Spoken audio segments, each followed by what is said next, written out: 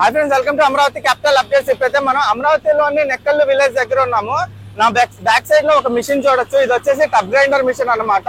Vermi TG 5000 అనే machine. ఇంతకు ముందు ఈ మిషన్ మనం హైకోర్ట్ ఏరియాలో ఈ జంగిల్ క్లియరెన్స్ వేస్టేజ్ ని మొత్తం పిప్పి చేసింది కదా.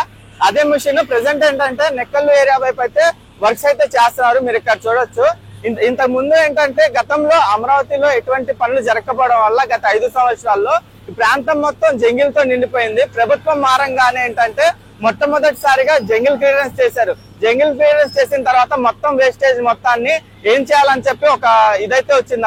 అప్పుడు ఏంటంటే APCRD వాళ్ళు కానీ చంద్రబాబు నాయుడు గారు కానీ ఏం ఆలోచించారంటే ఈ వేస్టేజ్ అంతా కాలిస్తే ఏంటంటే మొత్తం పొల్యూషన్ అయింది అని చెప్పి ఆలోచించారు. అందుకనే ఈ టబ్ గ్రైండర్ మిషన్ ని తెప్పించి ఈ మిషన్ ద్వారా ఆ వేస్టేజ్ మొత్తాన్ని ఒక పొడి చేసి ఆ పొడి ద్వారా ఏంటంటే బ్రికెట్స్ గా తయారు చేసి ఇండస్ట్రీస్ కి వాటికైతే యూసేజ్ కోసం అయితే పెట్టారు.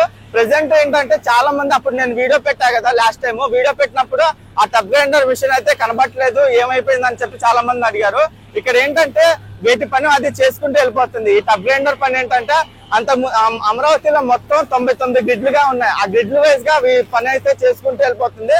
ప్రెసెంట్ ఈ నెక్కల్లు ఏరియా వైపు అయితే వర్క్ జరుగుతున్నాయి. నేను ఈ వీడియోలో కంప్లీట్ గా దీని గురించి ఇన్ఫర్మేషన్ ప్రొవైడ్ చేస్తాను. దయచేసి ఈ వీడియోని స్కిప్ చేయకుండా ఎండ్ వరకు చూడండి.